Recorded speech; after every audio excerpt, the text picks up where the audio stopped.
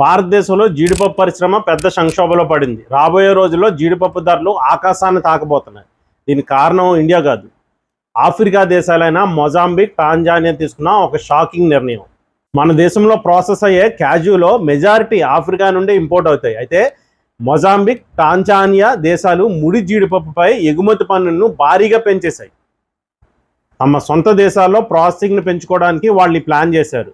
కానీ దీనివల్ల ఇండియన్ మిల్లులకు ముడిసరుకు కొరత ఏర్పడింది. ముడిసరుకు రేట్లు పెరగడంతో ఆంధ్రప్రదేశ్, కేరళ, కర్ణాటకలోని వందలాది చిన్న తరహా జీడిపప్పు ఫ్యాక్టరీలు మూతపడే పరిస్థితికి వచ్చాయి.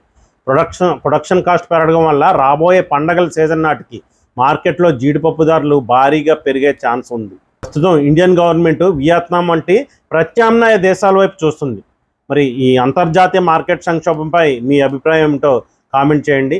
ఇలాంటి interesting global business case studies కోసం ఇప్పుడే మన ఛానల్ ఫాలో అవ్వండి.